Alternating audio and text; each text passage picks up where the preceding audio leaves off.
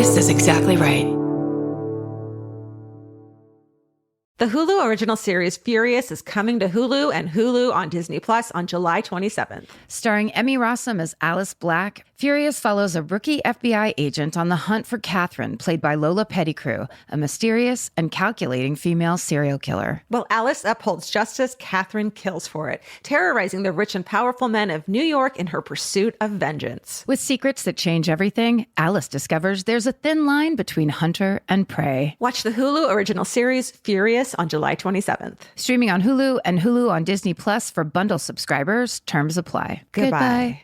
Sometimes the hardest part of therapy is just getting started. For real, which is why having help that's flexible, accessible, and easy to fit into your life matters. And that's exactly what Talkspace is designed for. Talkspace therapy and psychiatry is covered by most insurers, and most insured members pay a copay of $0. Part of the mission of Talkspace is to provide quality care that is accessible and affordable, whether or not you're insured. Talkspace has really made it just a kind of no-brainer to try therapy. If you're nervous about talking to someone, if you're nervous about the money, if you're nervous about leaving the house, you don't have to deal with any of that. They have covered it. And for me, like, that is best way to get into therapy. Take all the what ifs out. You know you got to do it. You know you do. As a listener of this podcast, you'll get $80 off of your first month with Talkspace when you go to Talkspace.com/MFM and enter promo code SPACE80. That's SPACE80. To match with a licensed therapist today, go to Talkspace.com/MFM and enter promo code SPACE80. Goodbye. Summer is for adventures, road trips, and adding a whole lot of miles to your car. That's why it's worth stopping at Valvoline Instant Oil Change first. Their trained techs help you get road trip ready with an oil change and an 18-point maintenance check included with every oil change, checking your tire pressure, wipers, lights, and more. Valvoline Instant Oil Change techs complete over 270 hours of training, so your car's in capable hands. Best part? You can stay in your car and you're in and out in about 15 minutes. Valvoline Instant Oil Change. Change wisely. Goodbye. Georgia? Yeah. It's Karen. Hi, Karen. I'm here to tell you and all of our listeners that today is a very special episode supported by the Amazon original docuseries, Ted Bundy, Falling for a Killer. That's right. The 5-part series reframes Bundy's crimes from a female perspective, which is so cool, featuring interviews with Bundy's longtime girlfriend and her daughter, as well as family members of the victims, survivors, law enforcement, and more. Learn how one man's pathological hatred of women collided with the culture wars and feminist movement to culminate in what is perhaps the most infamous true crime saga of our time. So check out Ted Bundy, Falling for a Killer on Amazon Prime Video, and stick around till the end of the episode because you're going to hear a special interview with the show's producer and director, Trish Wood. She was incredible. She's a genius. It was a really, really cool conversation that was much longer than what you're going to hear. That's right. We had to edit it down, and we were really honored to talk to her. She's such a cool woman, and this project is really amazing. Yeah. So definitely listen to that at the end of this amazing live show we're about to play for you. Have fun, guys. Goodbye. Bye-bye.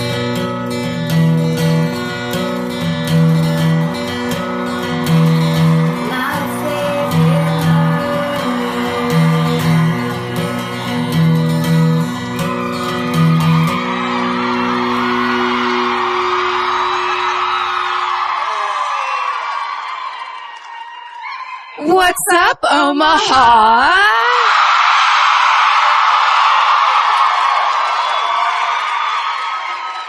Hi, friends. Hi, everyone.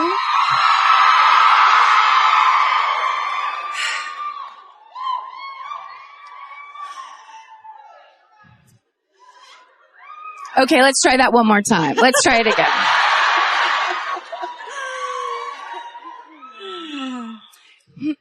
How are you all? Thank you so much for being here. Thanks for coming. I know it's been hard for some of you, so I know people are showing up in the shit, and we appreciate the fact that you got here very much. Yes, tonight. thank you guys.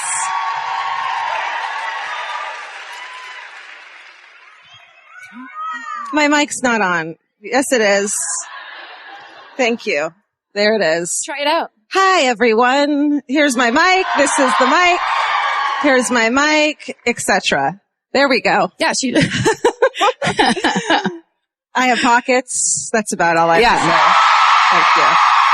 Oh, I have a safety pin in my pocket for you. Oh, that was for me for last night because I got this dress yesterday in Kansas City. Missouri. And Donna's Dress Shop, shout out. And yes, Donna's Dress Shop, amazing. Vintage and modern apparel. Got this dress, brought it to the show wearing sweats without a backup dress. And didn't realize until I put it on that the cleavage went down to around here. It was a Jenny from the Block special that I didn't realize was happening. It was a good topic of conversation, though. So we got that. That's true. And so, so actually, it was so insane. Like at one point, Georgia just went, "Your boobs are out." Like it was nuts. I whispered your bra's showing, but into a microphone. So that isn't right. Different. Yeah, that's different. Yeah. It's different kind of whispering. That's a stage whisper is what they call it in the theater. A stage whisper. So then in the meet and greet, I can't remember her name, but somebody just walked up and goes, "This is for you." And Georgia had the pocket, so she kept it for me. She kept it right there. But instead you fucking went Martha Stewart on that dress. I fucking went to the Come and Go or whatever your dirty names of your gas stations are. You guys! Come on. The fuck? What the? They knew. Filthy. They knew. That's a long con to get people to just keep talking about their store. I mean, I don't think that their little logo had to be like a gas pump with this gas coming out of it. Seems wrong. But look, sex sells. We know that of anybody. My God, clearly we know that. Obviously. And we ran in and I bought a sewing kit at a gas station and then sewed like Martha Stewart in the back seat of the rental car as we drove here. Just like our ancestors did. Yeah. So, I mean, seriously, you see the amount of cleavage I have tonight. It was double last night. Who knows what? Thank you, but that's not really what it was like. Donna was like, let's show everyone. Donna from Donna's Dress Shop. Donna, like, let's show these off tonight. She's very pro chest and breast. I mean, who among us? Truly. Omaha. I've been wanting to come here since I saw Dirty Rotten Scoundrels as a kid, which is weird. Oh, you mean Lady Fanny from Omaha. God, I fucking say that all the time and it doesn't make any sense and it still doesn't, even though I'm in Omaha. They're young people. That's true. They're very young. Can I show you my favorite headline? Recently, my dad sent this to me, texted it to me today. Yes. You guys probably have all seen this, but it's pretty amazing. What? Did you know about the magic fridge? What? I'll tell Georgia because you already know about it. Whisper it to me. This what? Whisper it to me. Stay okay. Georgia. Yeah. There's these guys. So my dad loves Budweiser, like in a way where it seems like he's getting paid. Like if you walk into his house at any time of day or night, he'll go, "You want a Bud? Want a cold one? You want a Bud?" He's very cha-ching every time he says cha-ching. Yeah, if only. So he was very proud about this article. It's a magic fridge. Men find ice cold beers in a field after long hours of cleaning up Nebraska flood wreckage. So, yeah. That sounds amazing. It was Gaylord Stouffer and Kyle Simpson, and they were cleaning up debris on Kyle Simpson's property all fucking day. And near the end of the day, they see like shit and a pile of shit, and they go over to grab it, and it's a little like a that size refrigerator, and they're like, "Look, it's a refrigerator," and then they open it, and it's full of ice cold beer, ice cold, yes. That is amazing. If only you were a kegerator, but still, so they could just go straight into it. Yeah, that's incredible. I mean, finally men get a fucking break. I know. Isn't it nice? It's nice to finally. But there's a B-side to the story. Oh, if someone's beer? Yeah. Then they had to give it all back. It's our podcast, so everybody got killed at the end of this. No, not at all. Quite the opposite. Uh-huh. So it goes a little bit viral, right? Not enough so that I had heard of it, but like probably definitely in the state of Nebraska and surrounding. Lots of dads. Dads, beer lovers, small refrigerator lovers, college students. You know the types. So this guy, Brian Healy, sees the story and goes, that's my fucking refrigerator. This refrigerator survived his parents' house burning down in 2007. What? Yes. And so after that, they took this charred refrigerator. They said the reason that he recognized it is because of the char marks on it. Oh my God. From the family house fire. And so he basically gets a whole, he goes on there and says, that's my refrigerator. And that's my beer, probably too. Yeah, and that's my beer. He said he also knew it was his because of the ratio of Bud Light to Busch Light that was in there. Wow. Yeah. And so are they best friends now? So, so Brian Healy Kyle Simpson gets Brian Healy's phone number and calls him and says, when they repair my road, I'll drive it back to you. Aww. And it turns out that they had actually, after the house burned down, they took the refrigerator up to the family cabin, like their whole family shares a cabin, and the cabin was destroyed in the flood. And so the refrigerator's the only thing left from the fucking cabin. And it floats 4 miles downstream to Kyle Simpson's and shit. Stays closed, stays ice cold. We're gonna need the name, the manufacturer, the make, the model. I need all this information. Promo code murder. Right? Oh my God. Promo code murder. Wow. Yeah, it's a pretty good story. That's gorgeous. You guys, good Aunt job. Judy Healy is also in the article. And she says, because they were like, oh, what a terrible story. And Aunt Judy pops up and is like, we just lost a cabin and a refrigerator.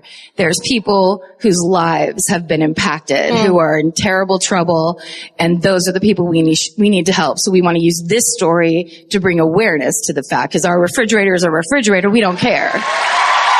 Aunt Judy. Aunt Judy. Aunt Judy. Oh, bless her heart. But I mean it, not in a Southern way. Bless her heart. You mean it in the Midwestern way? I mean it in the real way. Yeah. And an atheist, but in a good way. I get it. You just dismantle the whole concept? Yeah. So anyway, we agree with Aunt Judy. Yeah. So we're donating $10,000 to the Red Cross.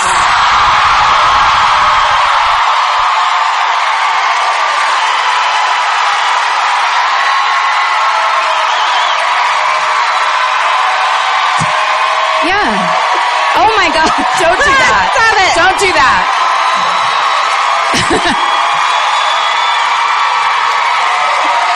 You don't gotta. And we're doing it in the name of the Omaha Murderinos. Yeah. So there you go. You're all Aunt Judy's tonight. You. We're all Aunt Judy. We're all Aunt Judy. Your poor thighs from standing up and sitting down and standing up. There's only 5 more instances where we're going to make you stand up tonight. Oh, just wait till we give you all cars. Oh, speaking of, this is my favorite murder, the podcast. Oh, that's right.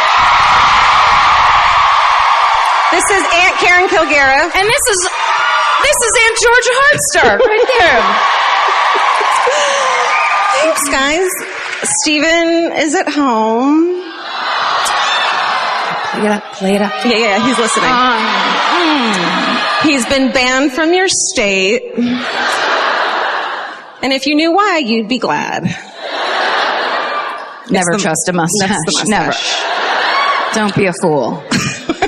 Beard, fine. These days, great. Mustache, Never not been a red flag. Never trust a hipster in a mustache.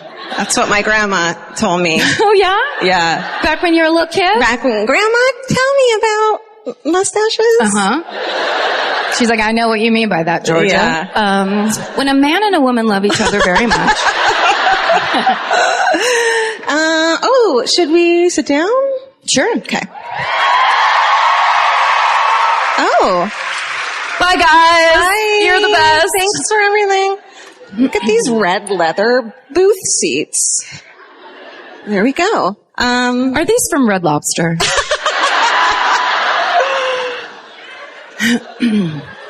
What if that was on our rider? Yeah. We just demand Red Lobster. And they have stools. to smell like Cheddar Bay biscuits. Yes. We should make Cheddar Bay biscuit candles. I think we'll get sued. Okay. Let's do that. This is a true crime comedy podcast for all of you drag-alongers. Oh, is it my line? So, we often have to explain this at the top of the show because the people who listen to this podcast, obviously passionately, and we thank you for that. Yeah, but except that you bring people here who don't listen, and that's why. Like, it doesn't make sense. You're like, I feel like you're my best friends, but like, if you brought your friend to a party, you'd know that that they need to... That we don't want them there. Yeah, I was going in that direction, and I was like, shut up, Georgia. Stop it. Well, it's just that. We're a special group, and we have special interests. We're a special interest group. And a lot of people get offended who don't listen to the podcast. They're like, true crime and comedy, that's a bad combination. And, you know, true crime, you talk about murder. Murder's the worst thing that could happen to a person, and that comedy shouldn't be involved in it. And therefore, we hate you. Don't come by our church again, or whatever. I don't know. These things, they come up in my mind. But we just like to take this opportunity to say, actually, George and I have both been obsessed with true crime since we were kids. And because we are fascinated and horrified and scared, but also very interested in the real world and the way we deal with the real world and the problems and the oppression of the real world is through comedy and laughter and humor, or we would go fucking batshit berserk. So we insist upon our right to combine true crime and comedy, and if you don't like it, you can get the fuck out.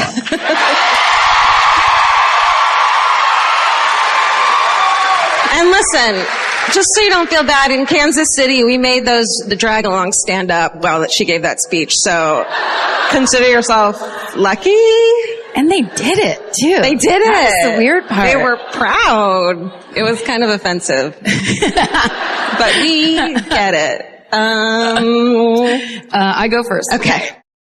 This podcast is brought to you by Squarespace. Every successful small business starts with someone saying, I wonder if people would actually buy this. Squarespace gives you everything you need to find out. From consultations to events and experiences, you can showcase your skills with a customizable website designed to attract clients and grow your business. With Squarespace's collection of cutting-edge design tools, anyone can build a beautiful, professional online presence that perfectly fits their brand or business. Get paid on time with professional invoices and online payments. Plus, streamline your workflow with built-in appointment scheduling and email marketing tools. Head to squarespace.com/murder for a free trial. And when you're ready to launch, use offer code MURDER to save 10% off your first purchase of a website or domain. Goodbye. You know your favorite summer clothes by what actually makes it into your suitcase. Find the outfits you'll wear all season long at Quince. Quince's 100% European linen pants, dresses, and tops are the pieces you'll reach for all summer long. They're lightweight, effortless to style, and they start at just $32. Their denim is soft and comfortable, and their organic cotton sweaters are perfect for layering when evenings get cold. Quince's beautiful 14-karat gold jewelry adds a subtle finishing touch. So I just went to Italy, and you bet I brought my 100% European linen scoop neck midi dress along with me in the color of floral waterfall, and I wore that thing all over Italy. It was like the perfect day to night. It just looked so pretty, and I felt like I looked sophisticated while still being comfortable. Make your summer wardrobe feel easier. Head to quince.com/MFM for free shipping and 365-day returns. Go to QUINCE.com/MFM for free shipping and 365-day returns. Quince.com/MFM. Goodbye. Every piece of furniture you own has a story. Sometimes it's an heirloom, and sometimes it came with the house because it was too heavy to move. If you're ready to start a new chapter with your home decor, there's Article. Article makes it effortless to create a stylish, long-lasting home at an unbeatable price. They take great care in curating their collection, focusing on pieces that stand the test of time. We've talked about Article for a long time. There are pieces in that catalog that are so affordable that are room changers. And if you go through there and there's like a little something you don't even realize you need it until you see how they have stuff set up or what style combinations that they're doing, where they do the boho chic, there's mid-century, it's a little bit modern, it's something new. Like there's so many choices in there and it's not going to break the bank. As someone who's interested in tons of different styles and time periods, Article covers them all in one place. I love that. I know I've mentioned already how much I love my entryway table, but I swear to God, because the path that it's on, I pass it 4 times a day, and I love it more every time. Article is offering our listeners $50 off your first purchase of $100 or more. To claim, visit article.com/murder, and the discount will be automatically applied at checkout. That's article.com/murder for $50 off your first purchase of $100 or more. Goodbye. I did one of those things where I read about this and then found an article at the 11th hour that was so fucking interesting that folded all this extra shit in, where I was just like, A, I should have stayed in college, and B, I should do this more than 4 hours before the show. It seems like it would be a better idea. But so this is a historical one, and this is the murder of John Sheedy. Let's not start doing call and response shit at these shows. It's weird. Okay, so this, most of the information, so there's a website I discovered this weekend doing, stories from other, cities, and it's called murderbygaslight.com, and, it has all these amazing stories from turn of the century and 19th century, right? 19th and 1800s 20th? is 19th century. Yeah. Now is 21st. Whenever there was gaslight, you guys went to college. Fucking that's why they call it gaslight. Why do I have to tell you what centuries are? Anyhow. So there's a ton of really amazing and kind of, it's stories you've never heard before, but they're as fucked up and insane as all the ones that we hear from today. Murder's always been the same throughout the years, everybody. Really makes you think. But then at the 11th hour, as I was saying, I found a website called gildedage.unl, which is the University of Nebraska at Lincoln. Good job, guys. .edu. How you guys like to do it. Oh.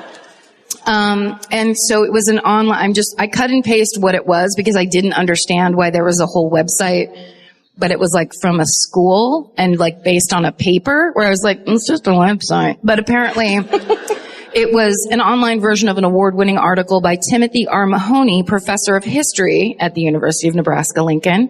And the article is called The Great Sheedy Murder Case and the Booster Ethos of the Gilded Age in Lincoln, Nebraska, which is where this takes place. That sounds smart. I mean, even reading that just now was really intimidating. Mm-hmm. I feel like we deserve a degree now in college. I think we might get an honorary doctorate so after this show. For sure. So here's the first thing I learned in this article. There's a thing in Nebraska in the Gilded Age, which is apparently the 19th century. 19th century. 9th century. 1800s. The 1800s. Something's wrong with Karen's mic. Century. And that was basically that in, it may have happened all over the Midwest, but this is specific to Lincoln. For Lincoln's development, men from different sectors of society came together to further their town's growth. So in an effort to attain maximum economic growth, they were often willing to restrain their personal values and opinions and work with others who did not share their lifestyle. Wait, I don't get it. So like, what I'm assuming is the 2 Jews that were in the entire state were welcomed into the Presbyterian church. so generous. And there was a couple Methodists over there. They were like, fine. They're like, hard labor, great. Yeah. Let's do this. And so it was basically, we need to make this city strong, you know, whatever they wanted to persevere, because then eventually when the train started running through, there was this huge, it was like economic boom growth. I'm using phrases. I don't know what I'm talking about, and you know it and I know it. The men who forged the booster ethos came from a variety of occupations, the bulk being attorneys, politicians, farmers, and businessmen. So it was like greatest people. Across all the lines, race, creed, probably not color, I can't imagine. It was the 1800s, let's not pretend. But basically they just agreed they were going to put their shit aside and actually care about where they lived. What an interesting concept, America. I'm so glad we live in a world where Not tonight. Okay. Now, an interesting twist, in the 1880s, the attorneys, businessmen, and other middle-class men attempting to expand Lincoln's economy became increasingly divided as to what qualified as legitimate business, because the traditional boosters believed in any form of business, be it alcohol sales or prostitution or gambling. They basically were just like, if it's money, it's green, get it going, Tax let's do this shit, thing. basically, right? Yes. Let's make money off the thing that people really like to spend money on. But of course, a bunch of people didn't feel that way. Because temperance was a huge thing at the time, so there was all these temperance leagues. Of course, church goers and church leaders, conservative people, aka the buzzkills. So there were some issues with it, but that's just, I'm setting the tone ignorantly, and yet Timothy R. Mahoney sure knows what he's talking about, so here we go. 56 minutes southwest of Omaha.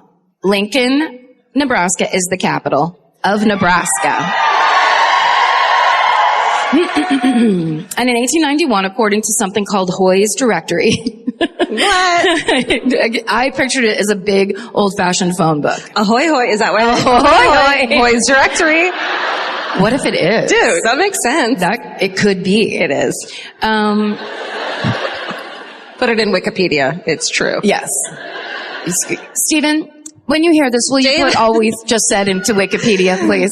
We got Stephen like 50 different like accounts for Wikipedia under different names, so it looks like we're just putting facts in and anyone's doing it. It's all Stephen. It's all Stephen. Stephen runs Wikipedia. He wears a black turtleneck. Yeah. He's got a weird beard. And he's very vegan. So, according to the Ahoy Hoy Directory, he was Lincoln was in the midst of a phenomenal population boom. I said boob. It's going to be such a great show tonight, everybody. We're here. In 1880, the population was less than 15,000, and by 1890, 10 years later, that figure was over 55,000. So it more than tripled in 10 years. Shit. So things were happening in Lincoln. It was a place to be. And it was the place to be. And in most American cities in the Gilded Age, they had what was called an entertainment district. So basically, when they put the railroads in and the train depot was there, then within, say 5 to 10 walking blocks of the train depot, they would have the entertainment district, which was, houses of prostitution, as well as casinos and saloons. Shit ton of saloons. It's a fun part of town. Yeah, exactly, right? So that district in Lincoln was basically P Street between the passenger depot and 12th Street. You know. Real hot spot. Today it's like 4 Chipotles. It's Chipotle Senior, Chipotle West, Chipotle Night. Chipotle, we serve beer. Come on in. So, okay, so this is where our man John Sheedy comes into play. He was an Irish immigrant, and he moved to Lincoln from Council Bluffs, Iowa in 1869. No. Yeah, I'll fight you. What? See, We're women. We don't get it. We're from Los Angeles and we don't care about anyone else. So when we go to a town and they're like, we hate them, we're like, why? You should be friends. And we Why? don't like football, so we don't get it. Yeah. Do we have football? I don't know. Oh, yes, the Super Bowl. Yes. We did great, didn't we? We sure beat them. The fucking We sure. fighting Los Angeles agents. They've fucking Yes. kicked ass. The old Super Bowl of stars. That's right. Okay. I show you John Sheedy Yes, now. please. John Sheedy. Whoops, There he that's is. Lincoln. John Sheedy has rosacea and a lot of odd black hairs. A little colic. Kind of a grid system of black hairs on John Sheedy's very flat face. Isn't that a cool little postcard, though? It is. That's John Sheedy right there. Hey, get that mole checked out.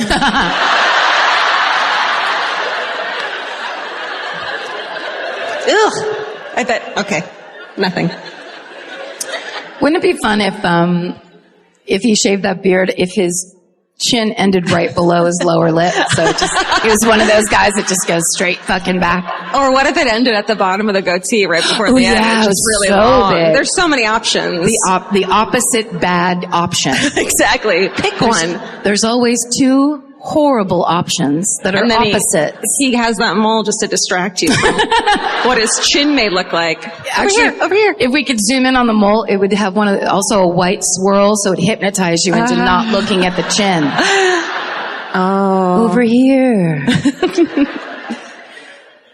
Sheedy. Got it. In the early 1870s, he's running his own casino. So he got right to it. Illegally, of course.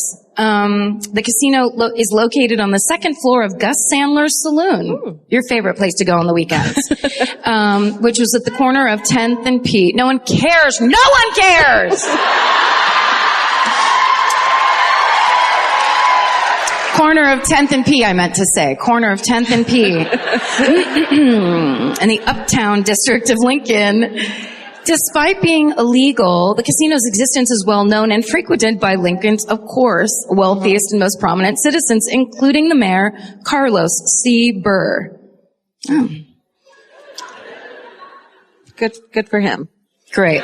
John Sheedy and his casino are not popular with two groups of people in Lincoln, the competing casino owners, of course, illegal casino owners. This is like a kind of a Scarface with dice. They're jealous of Sheedy's success because he came in and just immediately was doing great. And then there's angry conservatives who they see Sheedy's open promotion of gambling, and basically the sinful life. And so they don't think it's good or fair or good for the town. So boom. Still, he runs his operation without much trouble. He gets arrested a couple times. One time they try to come and arrest him. Because basically they know he's the operator. So he gets arrested for gambling somewhere and he has to stay in jail until he can pay his, what do you call it? Bail. Thank you. Yes. Ty. But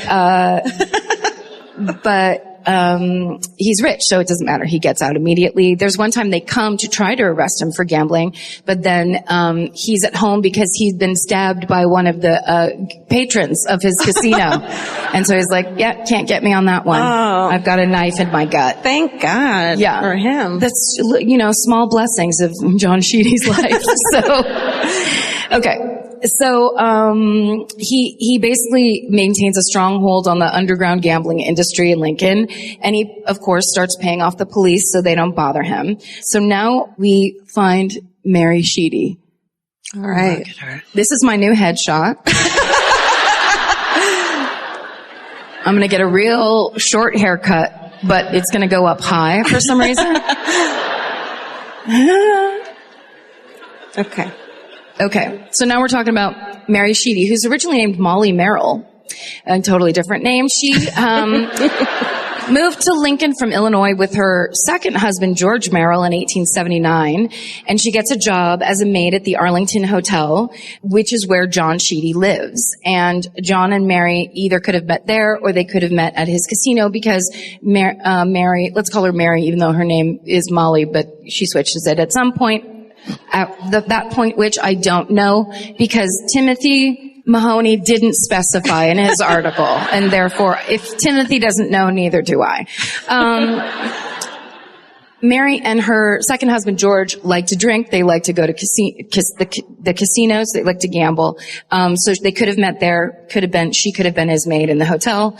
But essentially, it isn't long before Mary starts cheating on George. And in 1880, George finds out about Mary's infidelities, and they get into a fight. He locks her out of their apartment, yelling that he, quote, refuses to live with such a damned hooer. It's interpretation. I don't know if you pronounced it that way. She's a hooah. And then he sells all their furniture and moves back to Illinois and leaves her in Lincoln by herself. Oof. Okay. So this is another thing that was in that article. They talk about, cause there was an index of all these definitions. And when I come upon this, which isn't directly related, but I had to read it anyway because, the subject is true womanhood. And then it says, historians developed the concept of, quote, true womanhood to help understand gender in the 19th century United States. Oh dear. The concept encompasses the range of values associated with respectable women that emerged during that time period, including domesticity, purity, and piety. We were going to call our podcast that, but we thought it would be It's too long. bragging a little. I don't think the shirts would be cute at all. Then right underneath true womanhood is unruly women. And it says, to the dismay of its advocates, both male and female, many women in Lincoln and throughout the United States did not conform to true womanhood. You're fucking right about that. Instead, many women chose not to marry and sought to survive through other means. And given the limited choices granted to women in the 19th century, many decided that a life of prostitution would be their best option. Right? This comes up so much in these old stories that we do, where it's basically it's the 19th century and someone, I don't know, walks outside their motherfucking house. And whether it's that they're in love with someone who convinces them they're going to marry them and then gets knocked up, has sex with them because they think they're going to get married, gets knocked up, the guy bails, she's the fucking harlot with a scarlet A, and he like runs for mayor and has the best life ever. It's that, or you get raped and the same thing happens, or any number of ways to step in shit and you're fucking done for.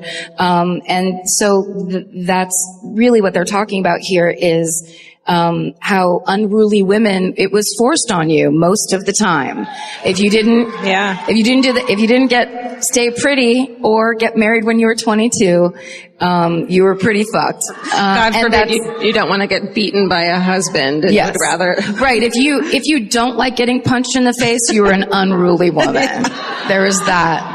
And we're not even addressing how it was 10 times worse for women of color. So, there was unruly women everywhere. So I think, Mary probably was just like, yeah, I don't want to, I'm going to fucking get with this guy. He's got money in a casino and that guy took all my furniture. So yeah, I got boyfriend number 3. Yeah, fuck you. Sounds great. This is why they wouldn't let us have pockets. All those unruly women with their knives and their guns, pissed off. If we had pockets. So Mary moves in with John Sheedy, and their relationship progresses. John takes Mary on a trip to New Orleans, and on that trip, she says, you either marry me or I stay here and you never see me again. Shit. Because she knows she's on the fucking bubble. This fucking chick. Yeah. I'm sure she was super funny and had a great personality. And was fun to drink with. He proposes on the spot, and they return to Lincoln as husband and wife. Meet cute. Right? That's what you call it? So his casino business continues to grow, and he starts using his money to acquire, buy, and build real estate. So in the 1880s, he actually builds the Sheedy building in downtown Lincoln. So this is the block. The Sheedy building was at 1211 P Street. And this is the north side of P Street between 9th and 11th. And it said it was a large 3-story building. So it's either this one, that one, or that one. Well, it's adorable no matter what. Cute. Okay.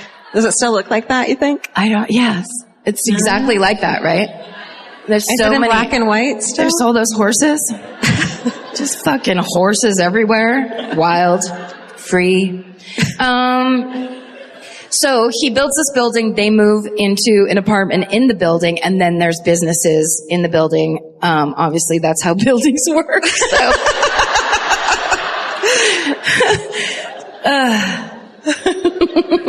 Okay, so in January 1885, Harrison Littlefield files the first series of complaints of the Law and Order League in the county court, charging that John Sheedy and other men are operating a gambling hall. So they're trying to we're trying to clean up the town or whatever.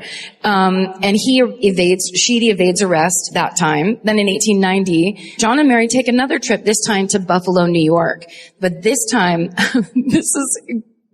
while there, Mary falls ill and is treated for a, quote, disease peculiar to women. John and Mary get into a fight, and John leaves her in Buffalo and goes back to Lincoln without her. He couldn't have done that in New Orleans, or at least she'd have some fun. No offense to the one person who woohooed for Buffalo. So she's now by herself in Buffalo. So she meets a man named Harry Wallstrom, who's a machinist and a traveling salesman. Oh, they're so charming. That specific combination. They fall in love. It doesn't last, of course, because she's basically trying to keep a roof over her head, is what I'm imagining. She eventually returns to Lincoln to work things out with John. But Harry Wallstrom follows her to Lincoln. Okay. So now we're back in Lincoln. Mary, she's back in early 1891, and she and John make up, and everything seems normal until the night of January 11th, 1891. Okay, so it's about 8 o'clock at night, and John leaves the house to go to work at the casino when a strange man suddenly jumps out of the shadows and bashes him in the head with a leather-covered cane. What? Oh, sorry, a leather-covered steel cane. It still doesn't I still don't. Okay. It was like his cane was wearing chaps. Okay. Got Really tight ones. it. Got it. Yeah, I don't know. It's fucking super dapper guy that also attacks people. Yeah. He's struck 3 times on the side of the head before finally managing to pull out his pistol, but he shoots and misses. So the attacker drops the cane and runs away, and he dances away.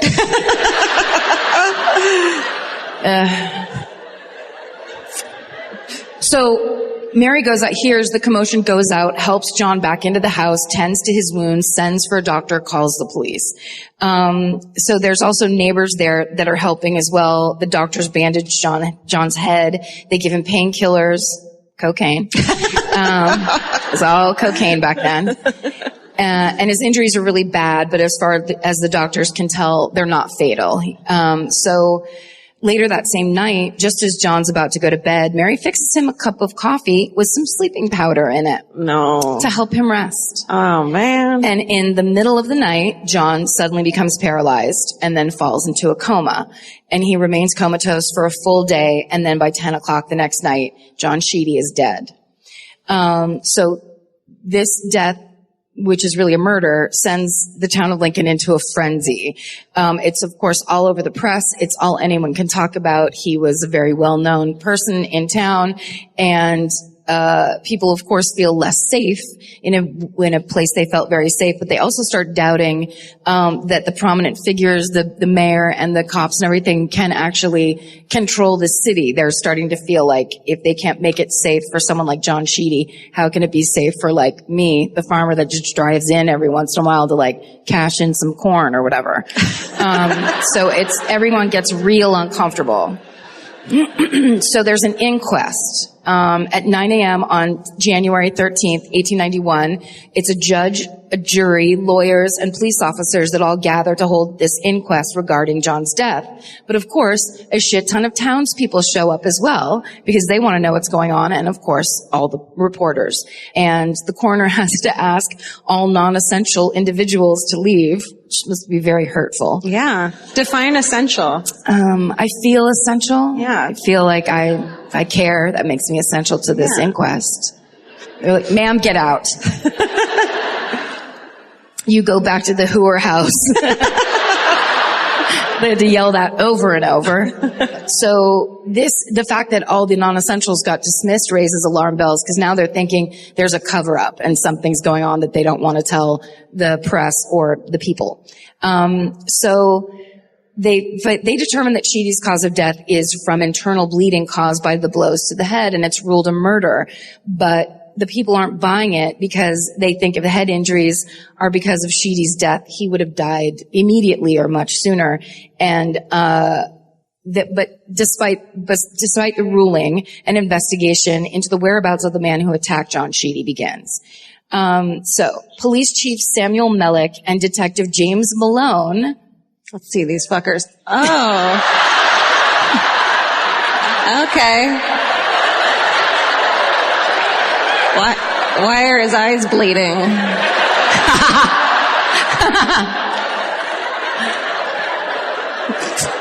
You've seen this horror movie, right? Where the guy whose eye beard comes to ask you questions?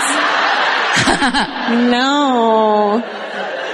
It's like someone, like in Big Lebowski, when they shaded over something someone else had drawn on the top, and then it also is scary. Yes. It's from a scary person? Yeah.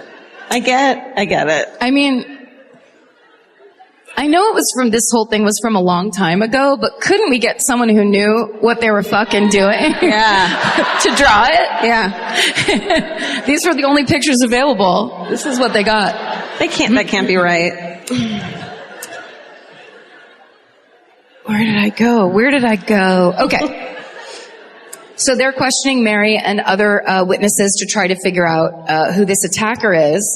And Mary and a few of the witnesses say they saw a black man running down 12th Street, and they believe that he must be the culprit. And a local pawn shop owner comes forward and corroborates that story, saying that he'd recently sold a leather-bound steel cane to a man who was actually a local named William Monday McFarland, which is the best fucking nickname of all time. So Monday McFarland is found 2 days later, just hanging out in a bar in Uptown Lincoln, and he's arrested. And it's the turn of the century, so you can imagine that he was treated wonderfully by the police. In custody, he's subjected to long bouts of questioning, and then he's held in a sweat box, which is a windowless, airless, tiny room. And despite this brutal treatment, he maintains his innocence until Police Chief Mellick, I think he was that one, and Detective Malone threatened to release McFarland to the angry mob that's outside the jail. And then Monday McFarland confesses that he's the one who attacked John Sheedy. But he says, twisteroo, he was hired to do it. Not by rival casino owners, not by the Temperance League. The Temperance League. Yep. Some really old ladies with Bibles are like, could you just kill him? We're so sick of this. Drinking, gambling, hit him in the head a bunch of times. He was actually hired by Molly, Mary, Meryl, Sheedy, May, Marlene. Shit. So when Monday McFarland, so this is how they know each other. Monday McFarland is a barber at Beverly Crampton's barber shop, which is in the Sheedy building. Oh, business. That's right. One of the businesses. That's why I was making sure to tell you that businesses are put into buildings after they are built. Oh man, foreshadowing. I led you right to the door. Know. We had no idea. I didn't want this moment to be unsatisfying if you were one of those people that didn't know where businesses go. So he's downstairs in Beverly Crampton's barber shop, which is where I want to go get my hair done. And he gets hired by John Sheedy to be Mary's hairdresser. And so he would go up to their apartment and every week and cut Mary's hair. Real high and tight is how she liked it. Just never let it down at all. And of course, over time, Mary and Monday became close because you tell your hairdresser everything. Oh my God. Girl. Did you hear that burp? Was it mine? No, it was mine. Oh. Was it mine? Because I've been holding one this whole time. Let her rip. I already did, but I put the microphone not far enough away from my mouth, and it's like, oh, they heard that. No, I was doing that thing where I'm now in the place where I spend so much time by myself, I don't know if I'm doing things out loud or not. I didn't hear one. You didn't? A little pause, but I would not have classified it as a burp. Good. Maybe I'll start doing this. Yeah. Like an old-fashioned, like handicapped drunk. Just start. I wish nothing more than that I had saved it and could do it right now, but I'll let you know when I can. Okay, just put. Right now. You don't even have to let me know. Just surprise me with it. But not during a sad part. Okay. Okay. Agreed. Okay. What was that thing we were saying yesterday? Oh, I said Georgia burped, but right before she burped yesterday, I said, "Here's me." But I was talking about something else. And so it was like, "Here's me." And then we're like, that's what you should say before every burp. "Here's me." I think, yeah, I love it. Then that's just who I am, and I won't apologize for it. Sorry. Except when I say, excuse me. Okay. So over time, Mary confesses to Monday that her marriage to John Sheedy is a complete sham and that he cheats on her regularly. And then she confides that she also cheats on him with Harry Wallstrom, the guy from Buffalo, the machinist. And all that confiding takes a toll. And then they start fucking. Monday and Mary. That's right. You can only confide so much before you're like, guess who else I'm sleeping with? You. Put down that comb. Yeah.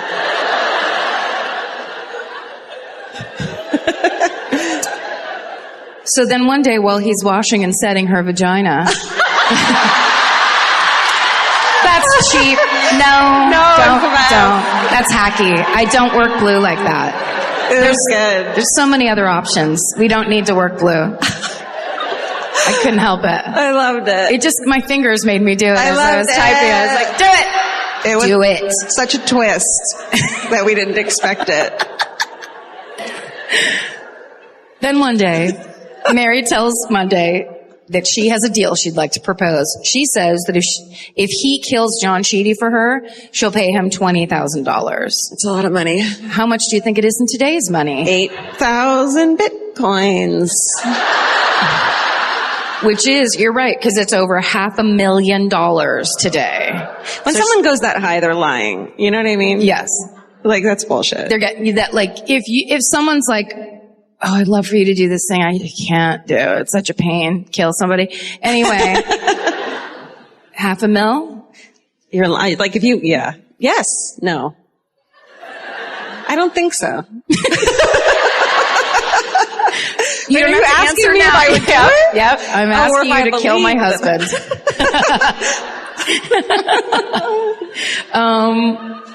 So she explains that if John dies, she stands to inherit his estate, which is now worth roughly $200,000, which is over $6 million in today's money. Shit. So at first he refuses, of course, because murder is bad. But then she threatens to tell John about the affair that they're having. And so that's a huge threat. And obviously that's like saying, I'll kill you because it's a black man having an affair with a white woman. So then he is forced to agree. So he tells police he actually had tried to kill John Sheedy 2 other times. Whoa. Both times by trying to shoot him. He just missed both times. That's the thing about hiring any random person to kill someone. Like, most people aren't good at it. Yeah. I would say if you're going to hire someone, go ahead and get a professional. Yeah. And not someone that's like, I don't know, guns are crazy. I'd rather not kill someone, but if you're going to blackmail me, I guess I will. Okay. But I like the idea that he went from a gun, like, oh, that didn't work. Oh, I'm terrible at this. Let me get a steel cane encased in leather. That's it. Okay, but the real news was that although Monday admits to attacking John Sheedy with the metal cane, he tells police it was Mary who actually killed John by poisoning him. Monday says Mary and her lover, Harry Wallstrom, were the masterminds behind the entire murder plot. So both Mary and Harry Wallstrom are arrested for murder, but charges are dropped against Wallstrom due to lack of evidence. So on May 4th, 1891, there's the trial of Monday McFarland and Mary Sheedy. McFarland recants his confession. Of course, he says that he was coerced by police, and both he and Mary plead not guilty. Mary uses John Sheedy's old attorneys for her defense, but of course, Monday's unable to afford. Oh wait, Show us stuff. There's Monday McFarland. Look at that dapper motherfucker. No wonder he had a leather steel-bound chain. That guy's your hairdresser? I mean, you're gonna... Okay. I mean, that's a good picture. That's a great one. This is a different illustrator than the one who had the eye bleeder. So Monday can't afford, you wouldn't be able to tell by his motherfucking top hat, but he can't afford a lawyer, so he has to get court-appointed lawyers. Now, John Sheedy's brother Dennis comes in from Denver. He's also rich. He's a banker in Denver.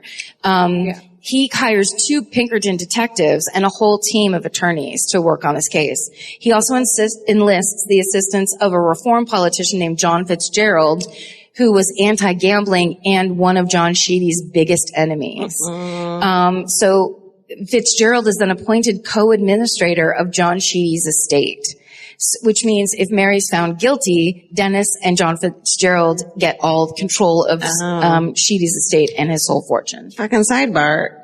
Dennis doesn't seem like an old name. I'm so surprised that there's a Dennis back in 1800s. Right. Yeah, that's a 70s name. That's a 70s name. Dennis comes in and he's got really long sideburns and an acoustic guitar. Yeah. And he just wants to chill. Jam and chill. You're like, Dennis, are you wearing sandals? Yeah. It's 1891. Yeah. Quit chasing the summer and get to work. Come on, take that puka shell necklace off and get serious about this case.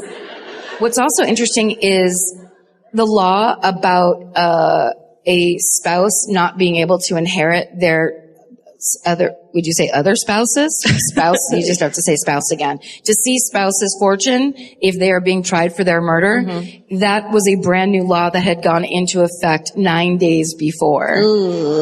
Before John's murder. So it had just happened. Okay, so this was such a high profile and divisive case that it took a week and they had to screen 216 potential jurors to find 12 people who hadn't already formed a biased opinion about this case. Cause you were either fucking pro-gambling or fucking Jesus is on your shoulder and you're pissed. Like they couldn't find anybody that was in the middle. Well, they did. They did eventually. So then once they're selected, both the prosecution and the defense agreed to try Mary and Monday McFarland together, each believing that would weaken the other side's case. So Monday McFarland recants his confession, but it's still read aloud in court by the prosecution. And that ends up being the only evidence that they have. The rest is purely circumstantial. McFarland claimed Mary poisoned John, but when a chemist analyzes John's stomach, liver, spine, and other organs, there are no traces of poison found. Shit. So that actually could have been his story. Yeah. That everyone's, oh yeah, the wife poisoned him. Of course she did. So after 18 days, this is kind of miraculous, the jury finds both Monday McFarland and Mary Sheedy not guilty of the murder of John Sheedy. I did not think that was going to I didn't happen. Either. I wrote this up. Wow. After the trial, Monday McFarland gets the fuck out of Dodge, moves away from Lincoln, and no one ever hears from him again. Yeah. And I bet you he changed his name to Wednesday. In 1892, Mary Sheedy marries another man named Max Burst, who works as a salesman for the American Tobacco Company. And they moved to San Francisco. I'm so sick of the sound of my own voice. In 1893, Mary tries to sue for control of John's estate, but the brother Dennis, the right of the estate had been transferred to him after the case. Right. Mary had been awarded a small monthly allowance. And so she was like, I think I should have the estate. And they're like, no. And she goes, can I have a slightly bigger allowance? And they're like, no. And she's like, sounds good. I'm just going to stay here. So she loses her case and she lives the rest of her life in beautiful Northern California. And that is the story of the murder of John Sheedy. Oh my God. Yeah. So did she do it? I mean, it's hard to say because the whole thing is there were probably 30 different people who wanted that guy dead. Yeah. So is it easy to blame the wife? Is it easy to blame the probably one of 5 black people in town? If your name is Dennis, you can fucking blame Dennis whatever comes you in want. with his Colorado cash and says whatever the fuck he wants. I mean, like, it didn't seem like, like we're gonna get the square answer. That's bananas. I like to present stories where not only is there no solution, but it's also just kind of weird feeling at the end. I don't think she did it. I don't think she did, based on... But I mean, I feel like probably over the years, people have put it together where it's like, well, you know exactly how many husbands she's had, and you know exactly how many affairs she's had. Right. So I feel like that drives you all the way to like, then she poisoned him, where it's like, well, no, she didn't. Actually, science says she didn't poison him. If 2 had been poisoned, 2 husbands, maybe I would think it was... If 2 husbands had been poisoned, I'd have a way better story for you tonight than fucking... There are some questions humanity may never be able to answer, like, what's the meaning of life? Or even worse, what do I make for dinner? Luckily, Hungry Root has one of those covered. Hungry Root is like having your own personal shopper and nutritionist all wrapped in one. They'll take care of the weekly grocery shopping and recommend groceries and meals tailored to you. Imagine a world where shopping, planning, and cooking food is simple and stress-free. That's a reality with Hungry Root. Once you tell them about your goals and preferences, they fill your cart with personalized recommendations. And those recommendations get smarter as Hungry Root learns more about what you did or didn't like. Most of Hungry Root's recipes can be made in just 15 minutes or less. I complain about dinner and cooking and that kind of stuff constantly. And Hungry Root provides exactly the thing I'm complaining about's solution. Like, they make a zesty chicken avocado sweet potato bowl that is exactly what I want at the end of the day, but would never, ever take the time to make. And with Hungry Root, it's just right there. It's waiting for you. For a limited time, get 40% off your first order, plus get a free item in every box for life. Go to hungryroot.com/MFM and use code MFM. That's hungryroot.com/MFM, code MFM, to get 40% off your first box and a free item of your choice for life. Goodbye. If you're always on the lookout for a great audiobook or just want help figuring out what to listen to next, there's a podcast you should know about. It's called Earsay, the Audible and iHeart Audio Book Club, hosted by Cal Penn. Each episode takes a closer look at some of the most talked about new audiobooks on Audible, spanning a wide range of genres from sci-fi and literary fiction to rom-coms, thrillers, and comedy. Cal is joined by guests who dig into what these stories are about, what makes them stand out as audiobooks, and why they're connecting with listeners right now. If you're looking for your next listen, this is a great place to start. Listen to Earsay, the Audible and iHeart Audiobook Club on the iHeartRadio app, Apple Podcasts, or wherever you get your podcasts. Goodbye. The best time to think about home security is before you need it. That's exactly why there's Simply Safe. Traditional home security only alerts you after a break-in has already happened, and that's too late. Simply Safe is changing that. Simply Safe's US-based live agents identify threats on your property and help deter them so intruders never get to your house. The system is customizable so you can build one that fits your home and your specific needs. The 24/7 professional monitoring is effective and affordable and won't lock you into a long-term contract. I think that's what's so scary for so many people, is that long-term contract. And like, what if it turns out you don't like it or need it, but they don't have that because they know you'll like it and you'll know that you need it and feel so much safer when you have it. Like, at this point in my life, I would never go without a security system on my house. I just feel safer with actually having Simply Safe around. There's a whole staff at Simply Safe that's waiting to talk to you and help you out. Right now, you can get 50% off your new system by visiting simplysafe.com/MFM. That's half off at simplysafe.com/MFM. There's no safe like Simply Safe. Goodbye. So speaking of weird stories, we always talk about how we go into these towns and we're like, how the fuck have we not heard about this story? And then you hear about it and you're like, holy shit. So this is one of those. This is the murder of Cari Farver. And I got most of this. I didn't have a ton of information. And then I watched an episode of the award-winning show Snapped. Oh, yes. I don't think it's won any awards. But it's fucking good and it gives you a lot of information and details, etc. I think it won a Tony. Great. Yeah. It's a good one. And a Grammy for the opening music. It's got awards everywhere. Okay. So, Cari Farver, she's born and raised in Macedonia, Iowa. Oh. What? Not the original Macedonia. Well, the one from Iowa, little known fact, is the original one. Is that true? It started here? Yeah. Okay. Steven, Wikipedia. Steven, change that Macedonia Wikipedia page. She's fucking totally... Oh, there's your... Oh, guys. John Sheedy is buried underneath this tombstone to this very... hopefully till this very day. We gotta hope. So she's fucking brilliant, super high IQ, smart, funny, but she's also like super friendly and outgoing. Everyone loves her. She is, gets a degree in computer science while she's in college, which is probably the hardest fucking degree to get. We're never getting a what's it called, degree in that, where they give it to you. Or anything. I mean, truly. She has a kid while she's in college, which she freaks out about, but ends up raising her kid as a single mom, and her son Max is like the light of her fucking life. They're super close. And as she raises him with the help of her family, she dates casually. So her family didn't ask any questions when she was like, I'm dating this dude named Dave from Council Bluffs. I'm gonna go spend the weekend with him. And they're like, great, have fun.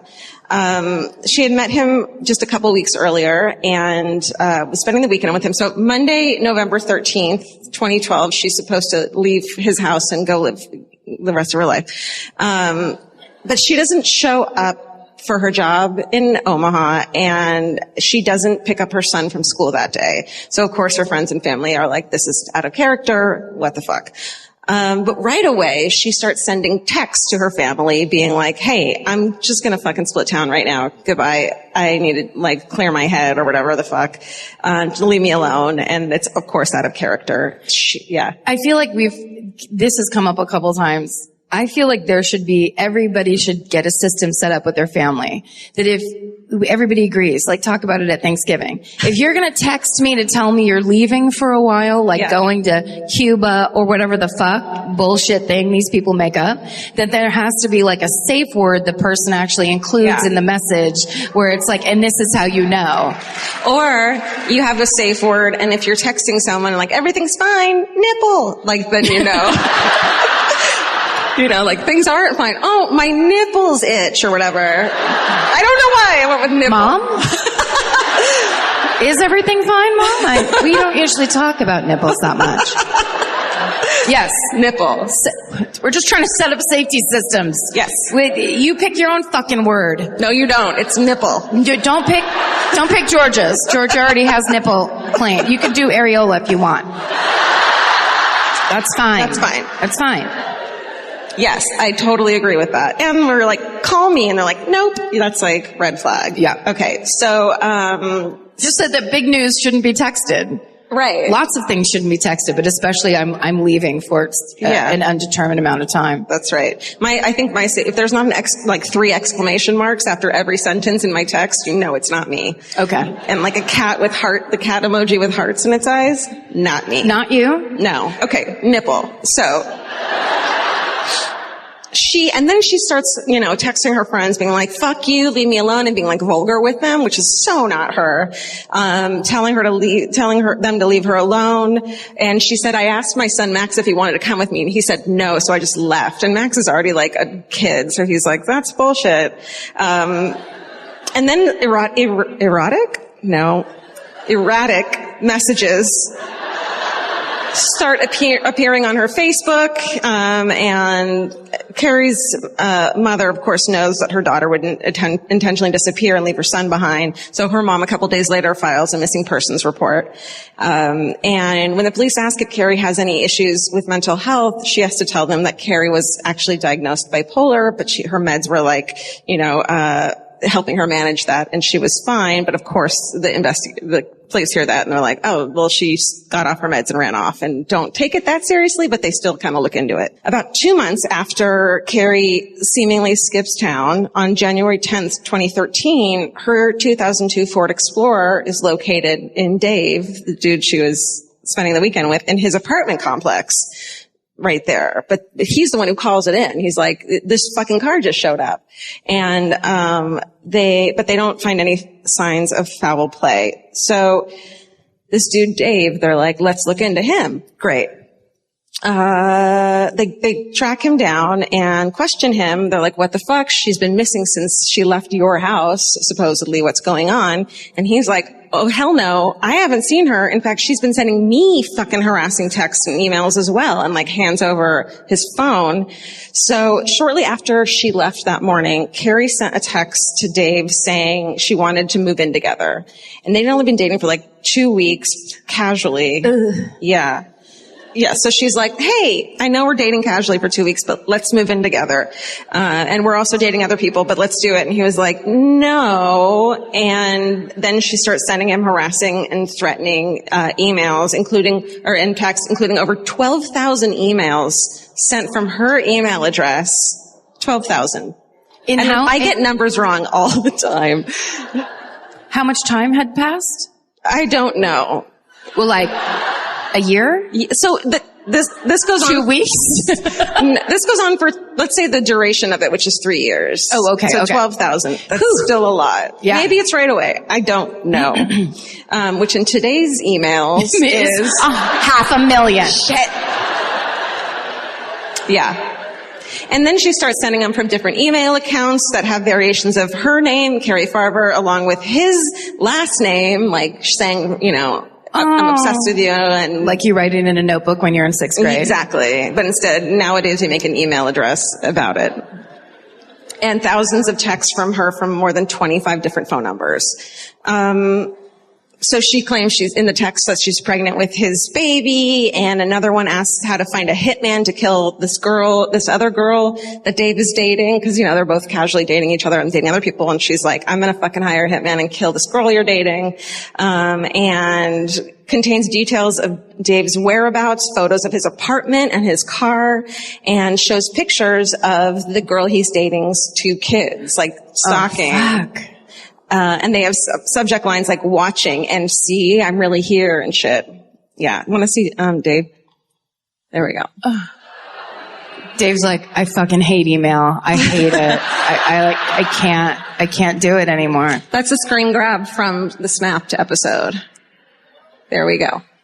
Okay. So, then one day, Cari's mom, who's of course like fucking frantic and like, this isn't my daughter, gets a message from Cari saying, hey, I sold all my furniture since I'm not fucking coming back. Here's a photo of the check that I got from the person who's buying the furniture for like $5,000. They're going to come get the furniture and I need you to give it to them. And Cari's mom's like, fuck no, bitch, you better call me. I know this isn't you. And so she takes the check to the investigators, and the check is signed by a woman named Liz Gallier. So the cops go to talk to her, and she's like, fuck that shit. I'm the girlfriend who's dating Dave, who Liz is stalking me, or I'm being stalked by Cari as well. Okay. Does this make sense? Yes. Am I getting this across? That one I got, yes. Okay. Yeah. So she's the girl he's dating. It's like she's being set up to be involved in that. Right. Okay. So, Liz Gallier, she's a single mom. She's from Michigan. She had moved to Omaha to raise her 2 kids, met Dave online, and they had casually dated on and off, but agree they're both, and I wrote DTF. And that's just their thing. It's casual. Yeah. Wink. Tongue out. Winky. Yeah. Wink. Oh, no. Oh, no. So Liz was currently off with Dave, and that she had run into Dave when Cari and Dave were together and was like fine with it. And she's like, I'm getting harassed by Cari as well. So she's sending me threatening messages, calling me a whore. Her car gets spray painted saying like fucking whore and all this shit. And the harassment does bring Dave and Liz back together, and they start dating, bonding over their mutual insanity, things happening to them. And they even get texts from Cari when they're together. So then Dave gets an email from Cari, and she's like, I'm going to light Liz's fucking house on fire if you don't stop dating her. And then Liz calls Dave and is like, my fucking house is on fire. No. Yeah. And he like rushes over to be by her side. Her fucking house burns down and shit. Her kids are fine, but all her pets die. I know. When you say all her. There's a few. Sorry. You don't want to. Sorry. What am I doing? Sorry. I'll just say one is a snake, which that's it. It's just two snakes. Don't worry. Nobody should care. No, I love that was me trying to solve the problem I started. Sorry. There's one guy with a python wrapped around his neck in the back that's a single tear going down his face. I'm sorry. So there we are. Okay. So it's fucking 3 years of this.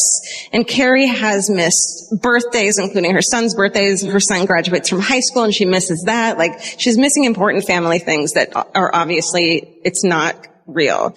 And her mom and family is adamant that it's not her writing the emails and posts. It's not fucking Cari. So in December 2015, Liz Gollier, this is the girl dating Dave.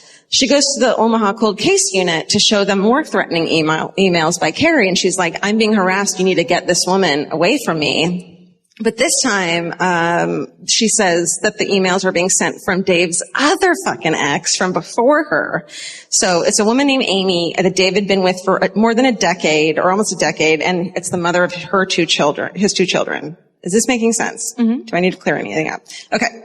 So Liz is like, now I'm being harassed by this other woman. Maybe it's the other woman who's doing all this shit. And so the day after Liz goes to the investigators with the emails from Amy, Liz calls 911 and she's like, hey, I've been shot in the leg. Yes. She's walking at Big Lake Park in North Council Bluffs when a woman comes up behind her with a gun and tells her to get to the ground and then says, how do you like fucking Dave? And shoots her in the leg and runs off. Sorry, can I do a quick sidebar? Yes. What is it like to fuck Dave? Because these people are nuts about it, apparently. Yeah. What tricks did he learn? Winky face, tongue out. It's like a really romantic dinner at a beautiful Italian restaurant, and then Dave leans forward and he's like, hey. Right? You know how Dave is. I know how to do it. And of course, Liz is down in the hospital. She survives, despite a lot of blood loss. The police come in and are like, this was Amy, right? The ex. And she's like, I fucking think it was. So police go and question Amy. And she's like, yo, I was home with my kids in my fucking pajamas when this happened. And then her neighbor corroborates that. So police are like, this is weird. Scratch the head thing. So they dig further into the emails and online shit, and they find a YouTube video made under Cari's name. And in it, the video is outside Dave's apartment, showing his house and like stalkery shit from Cari's YouTube account. But then they're like, let's dig deeper. And they see that the IP address goes to none other than Liz. Yes. Oh my God. Shocking. Okay. So I felt great though, because I was putting it together and I'm like, it's fucking Liz. Liz went to the lake and shot herself in the leg, goddammit. That's right. So police bring Liz back and they pretend that they have found Cari's remains. And they say, we think it's Amy, the other ex. You need to try to get her to tell you shit. So Liz is like, great, I'm on it. I'm a detective and shit. So then Liz is like, look, I got all these emails from Amy graphically detailing how she killed Cari and would do it again to Liz if she didn't stay away from Dave. So Liz, who's fucking crazy, obviously. Now we could say that. It's a big reveal. Yeah. So, the emails that are supposedly from Amy say, quote, I attacked her with a knife. I stabbed her 3 to 4 times in the chest and stomach area. I took her out and burned her. I stuffed her body in a garbage bag. And she identifies Cari's yin yang symbol tattoo on her thigh and says, like saying, I know she has this tattoo. This is how I know. And now you know I'm not lying about offing. I really did kill Cari and I'll do it. And I did it in her own car. This is what the email supposedly from Amy is. So, police are like, okay, and they check Cari's car again. They had found it and hadn't found anything weird. And this time they remove the cover from the passenger seat and find a large spot of blood in the middle of the seat cushion, and tests show that the blood belongs to Cari Farver. And they also had found a pack of mint gum way back when they looked at it, and that the only fingerprints from the entire car were on that pack of mints. And they had run them. They hadn't matched anything. They run the fingerprints to Liz Goyer, and obviously it's her fingerprints. Okay. And then the emails that are allegedly from Amy are traced back to Liz's computer, and of course they determined both the house fire and the shooting was self-inflicted. She loves him so much. She burned her own house down. She burned her own fucking house down, killed her own fucking pets. Killed her own 2 snakes. It's a disgrace. Am I right, sir? It's a disgrace. So even though they don't have a body, of course, and they know how hard these cases are to try when there's no body, police are afraid for now Amy's life and Amy's children's lives because Liz was already stalking Amy now. So they arrest Liz, who's now 41, and charge her with first-degree murder of Cari Farver. So here's Liz. Oh, Liz. So she goes by Shauna too, but it's Liz. Oh. Don't worry about it. Okay. Now, who cut Shauna Liz's hair? And who shaves her eyebrows? Lights the house on fire. Yeah. Do you think she went right before they took her mugshot? She's like, hold on. Oh, yeah. Is it one of those? Yeah. Liz, what are you doing? How do you write 12,000 emails? Dude. I can't return one. And I'm pretty sure I found her Pinterest page in my searches as well, which is so fucking weird. From jail? No, I think it's like an old one that's just still there. Oh, and it's just pictures of emails. All just like 12,000 pictures of emails. It's very weird. Okay. They arrest her and charge her with first-degree murder of Cari Farver, and in the email she'd been alleging that Dave was in on it the whole time and knew everything, but it turns out he didn't. And when he finds out, he's like, "Oh shit, I should have." He freaks the fuck out, obviously. And he hands over. He's like, "I have this old tablet computer that she left in my house. Take this and see if there's anything on it." And they find a memory card in it that, of course, everything is deleted, but you can't delete everything. Or anything. Or really anything. And they find a series of photos on Liz's memory card of a decomposing foot and thigh, that had been dismembered. No. Yeah. She took pictures. Yeah. So they check with Cari's mom and be like, what tattoos did Cari have? And the tattoos match what's on the photos of the dismembered leg and foot. I know, it's really sad. And one of the tattoos was a Chinese symbol for meaning mother. Mm-hmm. I know. So Liz goes to trial in May of 2017. She's like, I don't want a jury. I just want the judge. Dude. And the defense... Good call, Liz. One good decision. Yeah. Well, the defense argues that this case is circumstantial. There's not enough physical evidence linking Liz to the crime. And the prosecution's like, okay, well, here's more than 40 pieces of evidence that show that Liz made more than a dozen email accounts to send false information for over 3 years and all this other fucking crazy evidence. How do you keep the passwords? I can't. The passwords alone. Yeah.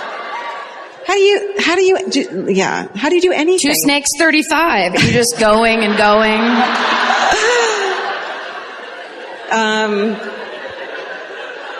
Is that your password? Yeah, my password's 2 snakes, 35. Now I have to change it. 3 snakes.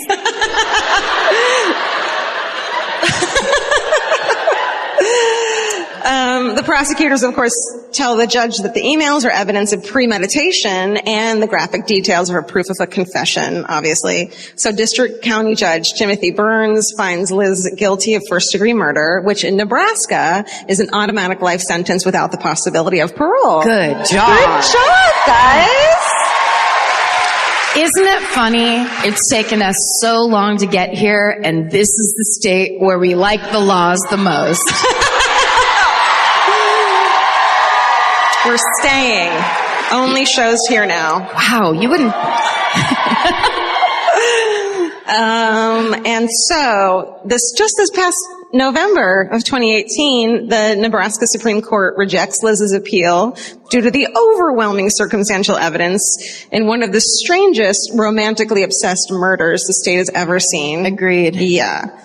Cari's family are just relieved to have proof that the woman Liz tried to make Cari seem for 3 fucking years isn't the woman that she was. They tried to make her look crazy, that someone who had abandoned her son and her family and like a stalker, and they're relieved to finally know what happened to Cari. And Cari's son Max is following in his mother's footsteps and pursuing a degree in computer engineering. Nice. I know.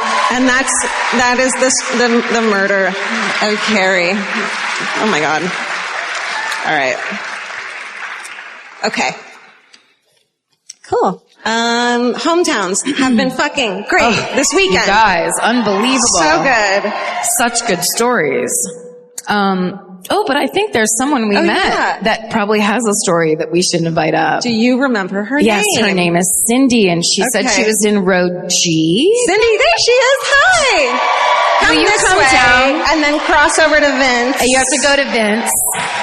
Listen, if you run into us in the elevator at our hotel and we like your blouse. You can bring the house lights down now. Yeah. Oh, look. Hi. Hi, guys. Hi, you guys.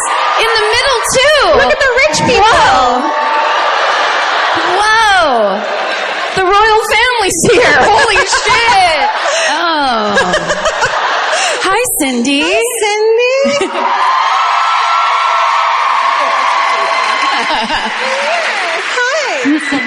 You too. Cindy rode down the elevator with me and didn't say a word until we got off and said, "I'm coming tonight," by the way. I was like, oh. And she goes, I felt like a terrible stalker. It was awful. but you also, right as we were walking out the door, we were like, "Nice to meet you." And then she goes, "I have a story for you." Just like that. Yeah. So what's your story, Cindy? Wait, first, where are you from? I live in Lincoln, Nebraska. Well, Come here. Yeah, let's send her up. I know a lot about Lincoln, Nebraska, and the booster ethos of the 19th century. I'll tell you about it later. Okay. Okay. So I have to give a little backstory. I was invited to speak at the Nebraska Penitentiary to their Toastmasters group. What? Do you want to tell us what you do for a living, or is it not? Well, at that point, I worked at the University of Nebraska, and I was on their speakers bureau. And I was asked to come speak to them about employment opportunities. And I go to the penitentiary, and it's in the late 90s, and they start through the introduction. Well, I should back up. First, the thing I know when you go to the state penitentiary is that they search you. And I was wearing hush puppies, and if you ever owned hush puppies, they have shanks in hush puppies. What? So I had, so there's metal shanks in the shoes. We can't let this get out. So when that happened, I had to remove my shoes and then get a much more personal search than I intended. Oh, no. Hush puppies. Yeah, so it wasn't good. Did they suspect you a little bit? Well, I don't know what they thought I was doing. Okay. Protocol. So needless to say, then I go into this meeting room. Can I ask one more question? Yeah. Did you have to be in your underwear? No, it wasn't quite that bad. Okay, but good. there was a female I was searched by a female, fortunately. So Okay, good. it was still too much touching. Agreed. Okay, sorry to interrupt. Yeah. So I go in and they start doing introductions, and all of a sudden I'm looking around the room and I see this dude and I realize I'm like, oh shit, I know who this guy is. And so I have to get my notes out because you use your notes. So I Don't throw it on us. We're only letting you do this because of the search. Are you bringing up Murderpedia? She's bringing up Murderpedia. No, I'm on the DCS inmate search. Oh, Nebraska.gov. okay. And your password's 2 snakes. That's interesting. So if anybody, when I went to the university, there was a killing in 1993 in Chicago of a woman that was from Gothenburg, Nebraska. Her last name was Nordbrook, and she was married to her high school sweetheart named Scott Berkey. And what happened in that case is she was found bludgeoned about 2 blocks from where their apartment was in town. And they were never able to figure out who the suspect was, but the family was convinced that the husband had actually done the crime. And so, consequently, they were not able to prove it, but what they did do is the family sued so that he could not collect any of the proceeds from her estate. And at one point, that would have been about $2 million. Wow. And then what was really bizarre was about 4 years later, there was 4 crimes that he committed, and he went and did 4 robberies in Omaha, like bam, bam, bam, and ended up in the Nebraska State Penitentiary. So that's how I got to meet him, was in the state pen. Mm-hmm. So he did these 4 crazy robberies, and all of this happened, and they still were never able to convict him of the crime. But what did happen was he did 5 years in the Nebraska State Penitentiary. He gets out. He moves to, he marries another woman, and then was moved out to California. He was in, I think it's Rockland, California. No idea. I think it's up by Sacramento. It's 30 miles from Sacramento. Okay. He was working at a Starbucks. I know that. Yeah. That's one. That adds up real good. But he moved out there, and he had attempted suicide a couple times. He was dealing with depression issues, and all of that happened. And in 2003, they found him hanging from a tree without a suicide note. Wow. And they were never able to finally figure out that the murder had happened. But I think there's a lot of people that feel like justice was done. Wow. When it was all done. So it was pretty wild. You met him and taught him stuff? No. Yeah, well, I would say that I got a little nervous, and so my critique of my speech at the penitentiary, they said she seemed a little nervous. I don't know why. I feel like if you weren't, you'd be a sociopath if you were just like, here's my thing. Yeah, really. Amazing. Thank you. Cindy, everybody. Thank you so much. You're welcome. Great job. Thank you. Thank you, awesome. Cindy. Yeah, good event. Oh my God. Toastmasters at the state pen. And no thanks. You can leave that to Johnny Cash. Thanks, Omaha, for having us. Wow. We thought for a little while we weren't going to be able to do this show. We thought for a little while that this show might not happen, and the idea that everybody came is quite a humongous compliment, and we can't really thank you enough for the way you guys show up, the way you guys participate with this podcast is mind-blowing to us. Like we just can't believe it. Every time we meet one of you guys and you're like, I feel like I know you, or you're my best friend, and it's like, well, you fucking do know us, and we are. And I love, this like community you guys have, and it's so touching because I wish I had that when I was, younger, and now I do, and it feels so good, and I'm so glad you guys have that as well. It's and also awesome. we talk to people and they're always like, I actually came by myself tonight, which is an unbelievable thing. That a bunch of you now, people that have anxiety disorders, people who don't like other people, people who prefer to stay home and watch the ID channel are coming out to a major event and hanging out because they know they're with their people. And it's the best. Thanks for letting us be the weird spokespeople for that. We want you to stay saved and do God's missions. Always. But more than that, we want you to stay sexy. And thank you, Omaha! hi, everyone. Hello and welcome to a very special segment we have right now. Very excited.